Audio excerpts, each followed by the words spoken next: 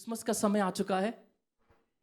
गुजिया बनने वाली हैं, केक और और वो उसके ड्राई फ्रूट्स तैयार होने लगे हैं और सब बहुत खुशी मनाते हैं, गाना गाते हैं, खुशियाँ मनाओ, और साथ साथ में गाते हैं गुजिया मनाओ, चिंता छोड़ो, गुजिया बनाओ, है ना। कुछ कुछ कुछ कुछ लोग सिर्फ क्रिसमस का वेट कर रहे होते हैं। एक्चुअली आपको पता है, दो तरह के मसीही होते हैं। एक मसीही वो होते हैं जो रेगुलर चर्च जाते हैं और आराधना करते हैं, हर चीज़ में कम्युनियन में पार्टिसिपेट करते हैं, प्रभु भोज में आते हैं, आराधना करते हैं, दशवांश देते हैं। और एक मसीही वो होते हैं जो सिर्फ क्रिसमस पे आते हैं, टाई सूट सबसे महंगा वाला खरीदते हैं, पीटर इंग्लैंड का, है ना, सबसे महंगा। बोलते हैं अरे सुनो, शॉपिंग नहीं की, चलो शॉपिंग करना है, क्रिसमस आने वाला है भाई, चलो चलो शॉपिंग शॉपिंग क्रिसमस। बच्चों को बोलते हैं बच्चों तुम क्या लोगे, बताओ जल्दी बताओ। बड़ी तैयारियां होती है क्रिसमस के टाइम पे, है ना। हम सब लोग बड़ी तैयारी करने लगते हैं, गाना गाते हैं, यीशु आया, यीशु आया, और 26 तारीख को यीशु जा, यीशु जा, क्रिसमस हो चुका है। इस माइंडसेट के साथ हम लोग क्रिसमस का उद्देश्य हम समझ जाते हैं। हम सोचते हैं Christmas is all about Christmas cake, gujiya, Santa, या फॉरेन देश में और अभी भी इंडिया में भी बहुत सैंटा क्लॉस बहुत ज़्यादा मनाते हैं। क्रिसमस ट्री ओ सजाओ, डेकोरेशन करो, और ये क्या बन जाता है, हमारा मेन पर्पस बन जाता है। Christmas is all about this. सोचने लगते हैं ओके ओके, हमें सिर्फ इस चीज़ पर फोकस करना है। लेकिन क्रिसमस का अर्थ बहुत ज़्यादा गहरा है, उससे बहुत ज़्यादा गहरा है। अगर आप एक पिता के हृदय को देखेंगे जिसने अपने इकलौता पुत्र इस संसार में भेज दिया, और यीशु का जन्म कुछ आसान जन्म नहीं था। आप देखो कितने लोग, कितने बच्चे मारे गए थे यीशु के जन्म के टाइम पे। क्या बोला था हेरोदेस राजा ने कि जितने 2 साल और 2 साल से कम के बच्चे हैं उनको सबको मार दो, खत्म करो, कि कोई सुनने में आए कोई बैतलहम में कोई राजा पैदा हो गया है, अब मेरी गद्दी, अब मैं कुछ होने वाला है यहाँ पर, मारो सबको मारो। तो यीशु का जन्म आसान जन्म नहीं था, बहुत ही क्लेश में एक ऐसा जन्म जिसमें मरियम के पास जगह नहीं थी, और वो कहाँ कहाँ कहाँ का भटक रही थी कि कोई कोई जगह कहीं मिल जाए उनको, ताकि ये गर्भवती जो महिला इसको ये जन्म दे पाए यीशु को, है ना। और ऐसे स्थिति में हमारे यीशु का जन्म हुआ। तो इसलिए आज हम बहुत ही धन्य हैं, बहुत ही हम धन्य हैं। आज सुबह हम उस यीशु की आराधना करते हैं, आमीन, जो आसानी से नहीं आया, उसका जन्म बहुत ही विशेष जन्म था। आज सुबह हम एक कहानी पढ़ने वाले हैं बाइबल से, और मैं चाहता हूँ आपके ध्यान आज बाइबल में लगे, वचन में लगे। और ये मरकुस रचित सुसमाचार उसका 7 अध्याय और 31 पद। इससे पहले कि आप पढ़े और अपना ध्यान उसमें लगाए, मैं आपको वीडियो दिखाना चाहता हूँ जो इसी को दिखाती है, और आप थोड़ा सा इसको बहुत ध्यान से देखिए कि यीशु किस प्रकार, आप ताकि आपके चित्र, आपके दिमाग में चित्र बन जाए कि ये एक्चुअली हुआ क्या था, है ना। हम इस वीडियो को देखेंगे।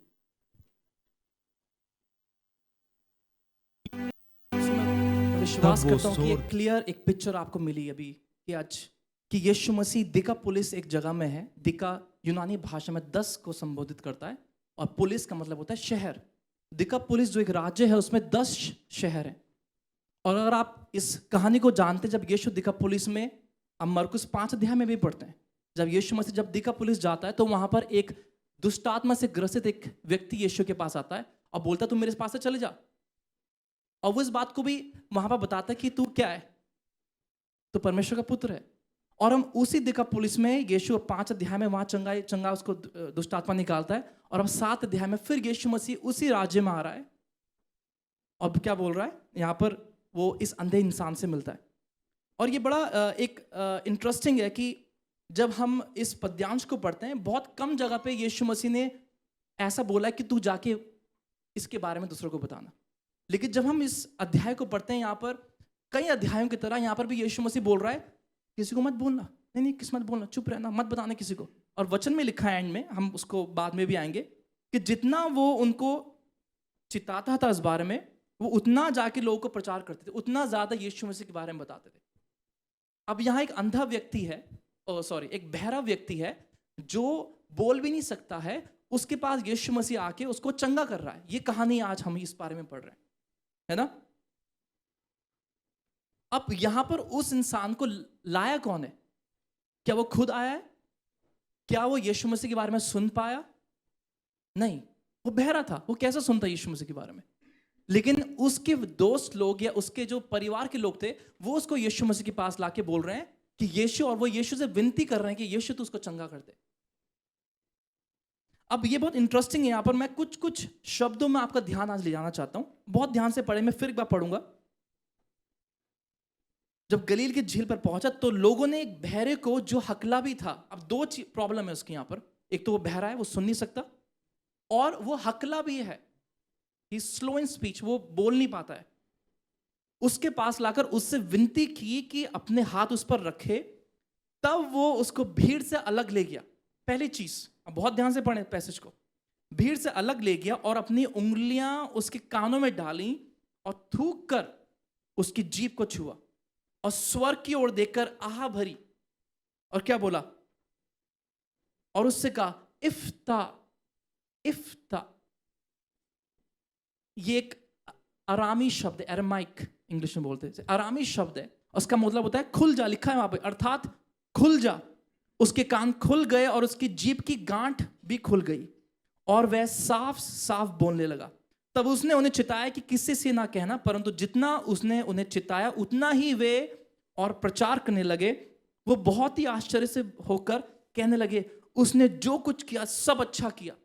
आप देख रहे हो उनका टेस्टिमनी क्या लोगों की, जो कुछ यीशु ने किया वो अच्छा किया, और बहरे को सुनने की और गूंगों की बोलने की शक्ति देता है वो। सबसे पहला काम हम जिस पे हम ध्यान अपने लगाएंगे, यीशु ने उसको भीड़ से अलग किया। क्यों लगता है आपको यीशु ने उसको भीड़ से अलग किया? तो मैं चाहता हूं ये एक ऐसा समय जब हम सोचें, मैं सिर्फ यहां बोलने नहीं वाला हूं, मैं I want you to think, आप सोचें साथ में मेरे, एक डायलॉग हम कर सकते हैं। क्यों यीशु ने उसको भीड़ से अलग किया? सबसे पहले चीज आप देखें, यीशु की प्रतिक्रिया देखें आप, वो, क्योंकि आपको समझना है यीशु जो हमारे जीवन में कार्य करता है वो एक उद्देश्य के साथ करता है। वो ब्लैंक नहीं आता है, उसको वो नहीं करता कि ओ मेरी ये बहन है, मैं इसके जीवन में कुछ करने वाला हूं, लेकिन मुझे पता नहीं है मैं क्या करूं, मुझे पता नहीं है मैं नेक्स्ट स्टेप क्या करूं। No no no no no, ऐसा नहीं है। यीशु जो हमारे जीवन में आता है वो एक उद्देश्य के साथ आता है। उसको पता है मैं फर्स्ट स्टेप ऐसा करूंगा, फिर मैं इसके जीवन में ऐसा करूंगा, मैं उसको फिर वहां ले जाऊंगा, फिर मैं ये करूंगा। एक पर्पस, एक प्लान यीशु का होता है। There is a plan behind everything that he does. अब यहां यीशु उसको भीड़ से अलग कर रहा है। यहां पर यीशु एक पर्सनल टॉक करना चाह रहा है। He wants to do a personal conversation, एक व्यक्तिगत तौर पे। आपको पता है यीशु हमारे जीवन में भी ऐसे ही बहुत बार करता है। वो कई बार हमको संसार के भीड़ से अलग करके यीशु एक एकांत में हमको ले जाना चाहता है, बोलना चाहता है यहां मैं तुझसे बात करूंगा, क्योंकि तू बहुत संसार में खो चुका है। एक गीत भी है, दुनिया की भीड़ में क्यों खो रहा, आ बेटा घर लौटा। क्योंकि हम इतना इतना हम लोग 6 दिन हम क्या क्या करते हैं। आपको पता है अपने स्केड्यूल आपका कैसा है? आप वहां होते हैं, आप यहाँ होते हैं, और आप तरह तरह की आवाजों को सुनते हैं, तरह तरह की आवाजों, आप टीवी देख रहे हैं, आप वहां जा रहे हैं, ये कर रहे हैं। लेकिन परमेश्वर सच में कभी कभी चाहता है कि वो आपको अलग ले जाए, आपको अलग अलग कर दे इस भीड़ से, इस चीजों में जिसमें आप बहुत उलझे हुए हैं। वो शायद आपका टाइम टेबल ऐसा है, शायद आपका परिवार की स्थिति ऐसे है, ठीक है। यीशु चाहता है अगर मुझे कुछ तेरे जीवन में कार्य करना है, कम कम कम, लेट्स गो दिस साइड, आइए थोड़ा सा अलग हो जा। और देखिए बहुत क्लियरली वहां यीशु क्या कर रहा है, और तब वह उसको भीड़ से अलग ले आया, भीड़ से अलग ले आया। First thing that he does is, वो आपको भीड़ से अलग करता है। वो आपको ऐसी चीजों से अलग करता है जो शायद आप में बहुत बन चुके हैं, शायद उससे, शायद आप उसका रूटीन बन चुका है, शायद आपके लिए वो चीज बहुत प्रिय है, शायद आपके लिए बहुत प्रिय है, वो बहुत बहुमूल्य है कि नहीं, मैं ये मेरे लिए सबसे प्रेशियस चीज है, मैं इसको कैसे अलग करूं। और कई बार हम अपने जीवन में भी ऐसे स्थिति में होते हैं जहां पर हम अपने प्रियजनों को खो देते हैं। कई बार बहुत बहुमूल्य चीज हमारे जीवन में हम लोग उसको मिस करने लगते हैं, लॉस हो जाता है। लेकिन परमेश्वर कई बार हमारे ऐसे डिसअपॉइंटमेंट्स को, ऐसे निराशाओं के समय को वो एक ऐसे अवसर में बदल देता है, एक ऐसे अनुभव में बदल देता है जो आप कहते हो, ओह प्रभु, अगर ऐसा स्थिति मेरे साथ नहीं होती तो शायद मैं आपके कभी करीब नहीं आ पाता। शायद अगर प्रभु मेरे जीवन में ऐसे कष्ट नहीं आते प्रभु, शायद मैं आपके उस अनुभव को, प्रभु आपके स्पर्श को महसूस नहीं कर पाता। इसलिए जब हम यहाँ आराधना में आते हैं, बहुत जरूरी है कि जितना भी आप कितने भी टूटे हुए क्यों ना हो, आप कितने भी निराश क्यों ना हो, उतना ज्यादा में आराधना देना है। हम ऐसा क्यों सोचते हैं कि आराधना हम तब बेहतर कर पाएंगे जब सब कुछ ठीक चल रहा है। आप अय्यूब के जीवन को जानते हैं, राइट? आप सबने अय्यूब की कहानी पढ़ी है। अय्यूब ने बोला, तूने दिया तूने लिया, तेरा नाम धन्य है। जब सब लोग उसके खिलाफ थे, जब सब लोग उसको बोल रहे थे कि तू कोस परमेश्वर की, उसकी निंदा कर, अय्यूब ने क्या बोला? नहीं नहीं नहीं नहीं, कैसे कर दूं मैं? अरे कैसे करूं मैं? क्या उस परमेश्वर ने मुझे सुख नहीं दिया? क्या उस परमेश्वर ने मुझे पैसे की आशीष नहीं दी? क्या उस परमेश्वर ने मुझे बच्चे नहीं दिए? क्या उस परमेश्वर ने मुझे नौकरी नहीं दी अच्छी? मैं क्यों निंदा करूं उसकी? अब जब समय आया है, जब मेरे जीवन में कठिनाइयां, मैं चुप नहीं रहूंगा। इसलिए आराधना के समय मैं बोलता हूं कि आप ऐलान करें। जो परमेश्वर, क्या पता आपका ये हफ्ता बहुत बुरा हो सकता है, लेकिन आपको प्रशंसा और महिमा उसकी इसलिए करनी क्योंकि अगले हफ्ते परमेश्वर हमको अच्छा अनुभव देने वाला है। क्योंकि परमेश्वर अगले दिनों में, आने वाले दिनों में परमेश्वर अद्भुत कार्य हमारे जीवन में करने वाला है। इसलिए हमें आज आराधना देना है, एडवांस में आराधना करना है। यहाँ परमेश्वर उसको, यीशु उसको अकेले में ले जाना चाह रहा है। वो कह रहा है कि नहीं नहीं नहीं, यहाँ नहीं करूंगा मैं। Come here, come this side, let's go little bit. अब मैं ऐसा विश्वास करता हूँ कि भीड़ से अलग लेके आओगे, क्योंकि आपको पता है भीड़ क्या करती? भीड़ कुछ कुछ बोलती, वो अपने कमेंट्स देते वहां पर। यीशु में से कह रहा नहीं, मैं ये सुनने के लिए नहीं आया हूं, लेट्स डू दिस। दूसरी चीज बहुत ध्यान से पढ़ें। अगर आप साथ साथ रहेंगे मेरे, तो आपको बहुत परमेश्वर आशीष देगा, आपको मजा आएगा पढ़ने में। आगे क्या लिखा है? और अपनी उंगलियां उसके कान में डाली। अब देखिए, ये यीशु मसीह एक ऐसी प्रतिक्रिया कर रहा है जो बड़ी कॉमन नहीं है। मतलब आप समझ रहे हैं मैं क्या बोलना चाह रहा हूं? अभी किसी जब आप पास्टर के पास जाते हैं प्रार्थना करवाने, तो कोई पास्टर ऐसे कुछ करे तो आपको थोड़ा सा शायद, या जैसे उसने, यीशु मसीह ने फिर उसको थूका, उसकी उस थूक को उसके जीभ में लगाया, तो ये सब चीज़ आप बोलेंगे ओके, समझ में नहीं आया थोड़ा मुझे, ये क्यों पास्टर ऐसे क्यों कर रहे हैं मेरे साथ, इसका मतलब क्या है, लेकिन हर चीज़ के पीछे, जैसे मैंने आपको बताया, यीशु का एक उद्देश्य होता है आपके जीवन में। अब यीशु मसीह यहाँ कुछ भी बेकार नहीं कर रहा है, उसका मैं आपको सब बताऊंगा इस बारे में, हम उसको साथ में पढ़ेंगे। और यहाँ लिखा है यीशु मसीह ने अपनी उंगलियों को उसके कान में डाला। आपने पता है यीशु ने ऐसा क्यों किया? फिर सोचें मेरे साथ, दूसरा क्वेश्चन है आप लोगों के लिए, सोचें यीशु ने क्यों ऐसा किया?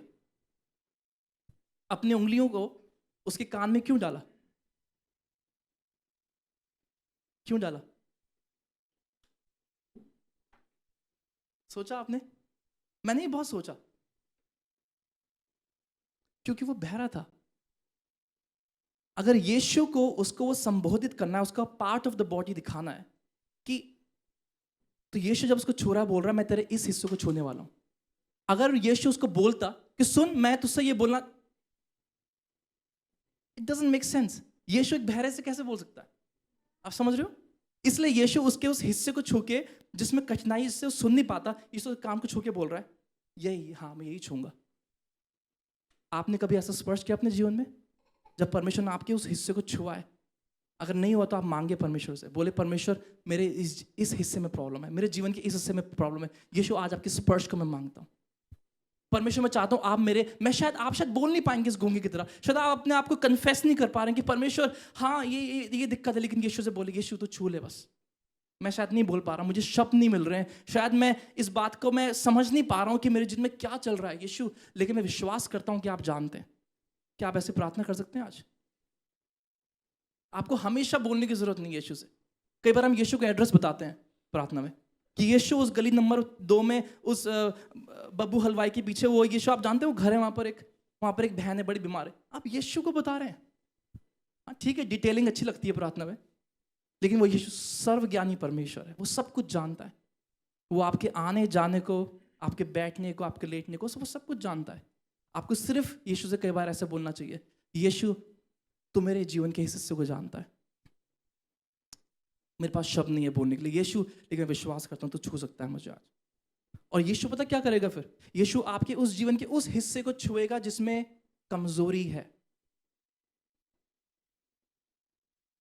ये गूंगा बोल नहीं पाया, लेकिन उसके दोस्त लोग यीशु के पास लाए, और फिर यीशु आपके उस जीवन को छू के आपको चंगा करेगा। आमीन।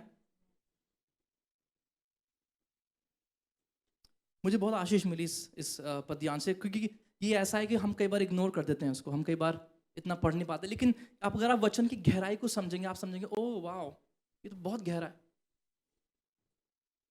यीशु ने उसके उस कान को छू के, उस हिस्से को छू के, यीशु ने बोला कि ये मैं अब करने वाला, तू देख अब क्या होने वाला है, तू देख अब क्या होगा मेरे। और फिर उससे आगे लिखा है उसने उंगलियां कान में डाली और थूक कर, ओ ये थोड़ा ज्यादा हो गया, थूक कर उसकी जीभ को छुआ। आपने देखा उस वीडियो में कैसे यीशु ने क्या किया, एकदम थूक के। जब हम इतिहास पढ़ते हैं तो उस समय थूक जो था, हमारा सलाइवा जो होता है, वो एक हीलिंग थेरेपी की तरह काम आता था। कोई भी स्किन डिजीज होने के लिए उस समय ये विश्वास था लोगों का कि अगर हम अपने सलाइवा को, अपने थूक को इस्तेमाल करेंगे किसी भी ऐसे चीज़ों में, जैसे कई बार किसी को कोड़ हो जाता है या किसी को ऐसे स्किन की प्रॉब्लम हो जाती है, तो उसमें हमारा थूक एक चंगाई या चंगा करने वाला या एक हीलिंग की तरह काम करता है। अब यीशु इसको ऐसे इस्तेमाल कर रहा है लोगों को ये दिखाने के लिए, देखो ये अब चंगाई महसूस करने वाला है, अभी चंगाई का अनुभव करने वाला है। और यीशु ने उसके उस जीभ को जो अब डिसफंक्शनल हो चुकी है, अब वो काम नहीं कर सकती वो जीभ, क्योंकि आपको पता है जब हम बोलते हैं तो हमारी जीभ कंटिन्यूसली चलती रहती है। अगर वो बोल नहीं पा रहा है इसका मतलब उसकी जीभ नहीं काम कर रही है, उसका मतलब जीभ उसकी डिसफंक्शनल हो चुकी है। अब यीशु मसीह क्या कर रहा है, यीशु मसीह क्या कर रहा है, अपने इस थूक को इस्तेमाल करके वो कह रहा है अब मैं इसमें जीवन देने वाला हूं। क्योंकि हमारे सलाइवा में क्या है, पानी है, और पानी किसको दिखाता है, जीवन को दिखाता है। और यीशु मसीह क्या कर रहा है, ऐसे हीलिंग प्रोसेस, अब मैं ये थूक मैं तेरे इस जीभ में लगा के आज मैं तुझे जीवन, I am going to transfer this life into your dead tongue. मैं इस जो मर चुकी है जीभ उसमें जीवन मैं देने वाला हूं। और ये वही है, ये वही तरीका है। इस आपने पता एक और कहानी, जब यीशु मसीह ने क्या किया, उस अंधे को क्या किया, अपना थूक लेके मिट्टी में उसका बना के क्या किया, उसके वो चंगा हो गया। ये यीशु मसीह इस मेथड को यूज करता था। वो वही दर्शाता है जब यीशु परमेश्वर ने आदम और हवा को बनाया, उसी मिट्टी को वो वही दर्शाता है। ये वही है, सिमिलर है, वो कॉन्सेप्ट सिमिलर है, मेथड सिमिलर है। और यहाँ यीशु क्या कर रहा है, अपने थूक को उस गूंगे के मुंह में, उसके जीभ में लगा के बोल रहा है अब से तो बोलने लगेगा। और देखिए आगे क्या लिखा, बहुत इंटरेस्टिंग है, इट्स बहुत ही गहरी बात है। और पूरे सुसमाचार में हम सिर्फ 3 बार ऐसी बातें पढ़ते जब यीशु ने थूक लगाकर किसी को चंगा किया। आगे क्या लिखा है देखिए, और स्वर्ग की ओर देखकर, 34 पद, और स्वर्ग की ओर देखकर आहा भरी, इंग्लिश में लिखा है Sai, he sighed and he said। ये जो साय, जो आह भरना, ये एक्चुअली बहुत एक दर्द को दिखाता है, बड़ा नेगेटिव है ये एक्चुअली वर्ड। जब हमें कुछ दर्द होता है हम बोलते हैं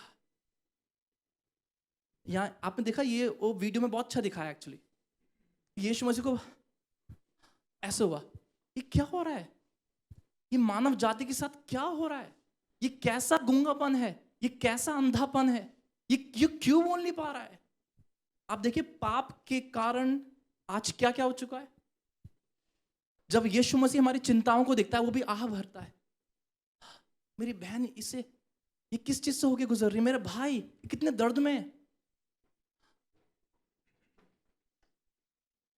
ये वही यीशु है जो उस समय था, और ये वही यीशु जो आपके दर्द को, आपकी चिंताओं को समझता है। और हम लोग कई बार सोचते हैं कि यीशु नहीं समझता, यीशु तो कहाँ है, हम ऐसा सवाल पूछते हैं। लेकिन आज यीशु आज आपसे बोल रहा है, वो आह भर रहा है, बोल रहा है नहीं, मैं तेरे उस क्षेत्र को छूने के लिए तैयार हूं। आमीन। आप विश्वास करते हैं आज सुबह यीशु आह भरता है आपके लिए, यीशु आपकी चिंताओं के लिए, आपके भविष्य के लिए आह भरता है, आपकी शायद आपकी नौकरी में जो आपकी प्रॉब्लम चल रही है वो उसके लिए आह भरता है, और बोलता है मैं सब जानता हूं, मैं सब जानता हूं। उसने क्या बोला, उसने स्वर्ग की ओर देखकर आह भरी और उससे बोला इफ्ता, अर्थात खुल जा। उसने जोर चला के स्वर्ग की ओर देखकर बोला इफ्ता, ऐसा शायद यीशु ने बोला इफ्ता। अगर आप इंग्लिश में देखेंगे तो PH and PH is repeated. इफ्ता जो इंग्लिश वर्ड वो रिपीट किया गया है, इसका मतलब यीशु वो एम्फोसाइज करना चाह रहा है इस शब्द पे इफ्ता। एंड कई ट्रांसलेटर्स ऐसा भी बोलते हैं कि यीशु, कई ऐसे बाइबल के विद्वान ऐसे बोलते हैं कि यीशु जब इस ऐसे एयर जो निकाल रहा है मुझसे, वो भी इस यीशु का एक मतलब है, उसका एयर निकालने के पीछे। और आह भरी, तो it's lot of air already. आप देख रहे हो कितने एयर निकल रही है यीशु के मुंह से। That also means that he is transferring life. ये वही एयर है, ये वही सांस यीशु ने आदि में आदम हवा में फूकी। इफ्ता, इट्स अ बहुत हवा निकालती है मुंह से ना, ऐसे ऐसे शब्द, इसलिए इंग्लिश में भी रिपीट किया गया है, PH।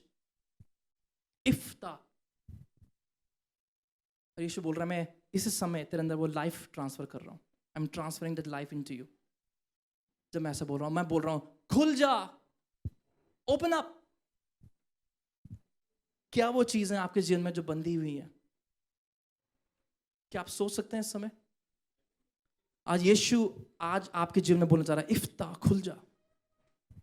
क्या आपके जीवन में कैसे वो इफ्ता वाले ऐसे मोमेंट्स हैं जो आपने अनुभव किया, यीशु ने सच में मेरे जीवन में ऐसा कार्य किया है? ओ मैं ऐसे बंधा हुआ था, ओ मैं पाप में था, मैं वहां फंसा हुआ था, मेरी ऐसे जॉब अटकी हुई थी, मेरे ऐसे कोर्ट केसेस फंसे हुए थे, और यीशु ने उस समय में आप बोला इफ्ता, खुल जा। क्या आप याद कर सकते हैं वो मोमेंट्स आपकी लाइफ के, ऐसे टाइम, ऐसे समय जब आपने वो इफ्ता को महसूस किया यीशु के? वचन बहुत क्लियरली आज हमसे बात कर रहा है, बहुत क्लियरली। कलीसिया आइए अपने हृदय को हम खोले। कई बार इसलिए हम इफ्ता वाले वो समय हम अपने जीवन में इसलिए नहीं बता पाते हैं क्योंकि हम अपने जीवन को, अपने दिल को बहुत कठोर कर लेते हैं, बहुत हार्ड कर लेते हैं इस दिल को, और इसलिए शायद हमारे जीवन में वो समय, वो हम समय वो अनुभव नहीं कर पाते। इसलिए आपको नहीं पता जब हम आराधना करते हैं तो कितना पावरफुल समय होता है, वो कितना पावरफुल, कितना सामर्थ्य समय होता है, बहुत सामर्थ्य होता है। लेकिन हम क्या करते हैं, अपने इस कठोरता के कारण हम उस इफ्ता वाले जो समय है उसको मिस कर देते हैं, और फिर हम क्या बोलते हैं, परमेश्वर क्यों नहीं हुआ, मैं तो प्रार्थना करता हूं, मैं तो चर्च जाता हूं। नहीं नहीं नहीं नहीं, इसलिए हमारे जीवन में नहीं होता है। आज वचन बहुत क्लियरली हमको बता रहा है कि जब परमेश्वर, जब यीशु ने उस स्वर्ग की ओर देखा, आप देख रहे हैं यहाँ पर एक और चीज दिखा रहा है, बहुत ध्यान से पढ़े वचन को। यहाँ पर वो यीशु की उस निर्भरता को जो पिता में है वो दिखा रहा है, कि यीशु यहाँ पर भी नहीं बोल रहा है कि मैं कर सकता हूं उसको। वो क्या कर रहा है, यीशु अपनी निर्भरता को, अपने डिपेंडेंसी को इज टू द फादर, क्योंकि उसने क्या किया, स्वर्ग की ओर देखकर बोला, और आह भरी उससे बोला इफ्ता, और खुल जा, अर्थात खुल जा। उसके कान क्या हुए, खुल गए, आमेन, और उसके जीभ की गांठ भी खुल गई। आप देखिए दो काम हो रहे हैं यहां पर, उसके कान खुल गए क्योंकि यीशु ने छुआ था, उसके जीभ की गांठ खुल गई, और वो साफ साफ बोलने लगा, साफ साफ। इसका मतलब वो पहले साफ नहीं बोलता था, हकलाता था। कई हिंदी ट्रांसलेशन में लिखा वो हकला था। वचन में, बाइबल में एक और कौन था चरित्र जो हकला था? मूसा। क्या बोला उसने परमेश्वर से, परमेश्वर मैं नहीं जा सकता, मैं कैसे तेरे लोगों को छुड़ाऊं, मैं तो, शायद उसने बोला ऐसे बोला हुआ, शायद उसने हम नहीं जानते, वो हकला था। परमेश्वर ने बोला तू अपने हिसाब से देख रहा है, तू मेरी सामर्थ्य के हिसाब से देखना, मैं तुझे कैसे इस्तेमाल करूंगा तो वो देखना। तो अपनी अयोग्यता को क्यों देख रहा है? हमने गीत गाया अभी, अयोग्यता में तुम्हारी योग्यता बनता है। हम अपने हिसाब से जब सोचते हैं तो हमारे लिए हर काम असंभव है एक्चुअली, लेकिन जब परमेश्वर के सामर्थ्य के अकॉर्डिंग हम सोचते हैं तो हमारे सब कुछ संभव हो जाता है। अब यहां यीशु अपनी निर्भरता को पिता में देख के बोल रहा है, और जैसे ही वो ऐसा करता है उसके लिए वचन कहता है उसकी आंखें उसके कान खुल गए, और उसकी जीभ की गांठ भी खुल गई, और वो साफ साफ बोलने लगा। इसका मतलब वो अब हकला रहा ही नहीं। और तब उसने चिताया कि किसी ने कहा कि किसी से ना कहना। आप देख रहे हो यीशु मसीह से क्या बोल रहा है, किसी से ना कहना। अब आपको क्यों ऐसा लगता है कि यीशु ने ऐसा बोला होगा? फिर से अनदर क्वेश्चन, क्यों यीशु ने उसको, अब बड़ी अजीब सी मजाक की बात हो गई है, तो यीशु ने उसको, एक तो वो गूंगा था, अब उसको बोली दे दी, और अब बोल रहा चुप रहना, है ना? ही वाज गूंगा था वो, उसको बोली मिल चुकी है, अब यीशु क्या बोल रहा है, चुप रहना, बोलना मत। अरे तो आपने चंगा क्यों किया मुझे?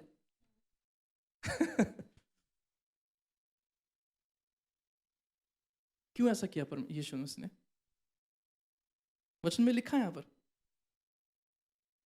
तब उसने उन्हें चिताया कि किसी से ना कहना, परंतु जितना उसने उन्हें चिताया उतना ही वे प्रचार करने लगे। क्योंकि यीशु बहुत स्मार्ट था, ही वॉज वेरी स्मार्ट। वो जानता था कि जितना ज्यादा ये लोगों के बारे में बताएंगे उतना मेरी सेवा शायद इफेक्ट हो सकती है, उतना भीड़ आएगी, उतना मैं काम नहीं कर पाऊंगा।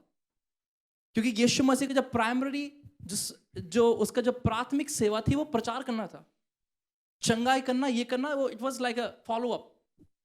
उसका मेन कार्य था कि सुसमाचार सुनाना लोगों को, पश्चाताप करना, बोलना कि स्वर्ग का राज्य निकट है, ये उसकी मेन सेवा थी। प्रचार करना उसकी मेन सेवा थी। और यहाँ जितना ज्यादा भीड़ को पता लगेगा उतना ज्यादा भीड़ आएगी, उतना ज्यादा उसका काम कम होगा, क्योंकि अफेक्ट होता है, इसकी मिनिस्ट्री अफेक्ट हो सकती थी इससे।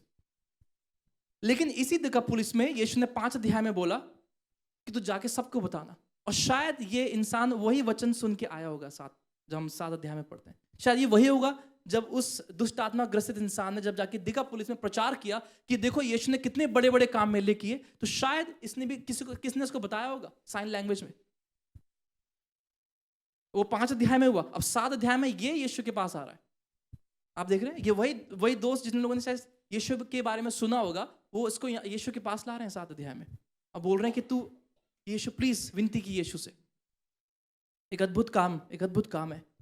कलीसिया हमें भी आज, जैसे यीशु 36 अध्याय में 35 में लिखा है, 34 में लिखा है, और स्वर्ग की ओर देखकर यीशु ने क्या किया, इफ्ता। यीशु अपनी निर्भरता को पिता में दिखा रहा है। कलीसिया हमें भी अपने हृदय को आज सुबह खोलना, बोलना यीशु। आपको पता है कलीसिया इस क्रिसमस के समय बहुत से इवेंट्स होने वाले हैं, बहुत से प्रोग्राम्स होने वाले हैं। हमारा कलीसिया में 15 तारीख को है, 8 तारीख को हमारे स्कूल में बहुत सारे इवेंट्स होने वाले हैं। हमारा क्या उद्देश्य है इस क्रिसमस में? आपको पता है शैतान ने कई कान बंद किए हुए, कई मुंह बंद किए हुए, बहुत सारे मुंह बंद पड़े हैं। आपको पता है शैतान ने कई हृदय को कठोर कर दिया है। हमारे पास ये एक मौका है इस क्रिसमस में, प्लीज आइए हम अपने मैसेज को चेंज कर दें। क्रिसमस में हम बताना बंद कर दें कि एक बच्चा पैदा हुआ है, ये हुआ है। नहीं, वो बच्चा नहीं है, एक उद्धारकर्ता पैदा हुआ है। चेंज करते अपने गीतों को इस क्रिसमस में। अब बोले यीशु आज इस क्रिसमस के द्वारा यीशु हम सच में तेरे उद्देश्य को लोगों तक पहुंचा पाए। कई ऐसे गूंगे लोग पड़े, कई ऐसे बहरे पड़े, कई ऐसे अंधे हैं हमारे ट्राई सिटी में। मैं शायद शारीरिक अंधेपन के गूंगेपन की बात नहीं कर रहा, मैं आत्मिक गूंगेपन की भी बात कर रहा हूं। क्या हम लोग वो बनेंगे जो उस दोस्तों के समान, जो दोस्त उसको यीशु के पास ले? क्या हम भी ऐसे लोगों को मसीह के पास ला सकते हैं? क्या हम चैलेंज ले सकते हैं इस चीज का इस क्रिसमस में? हमें सच में समझना है कलीसिया, इस महत्व को, इस क्रिसमस के समय को हमें समझना है। ये क्रिसमस हमारे लिए सिर्फ केक खाने के लिए ना बन जाए। हाँ, ये बहुत अच्छे बनाए केक को, लेकिन क्या ये हमारी प्राथमिकता है इस क्रिसमस के लिए? या फिर हमारे अंदर एक बोझ है, जैसे यीशु के अंदर आह भरी उसने, क्या हमारे अंदर एक बोझ है, यीशु हम तेरे सुसमाचार को इस क्रिसमस में फैलाना चाहते हैं?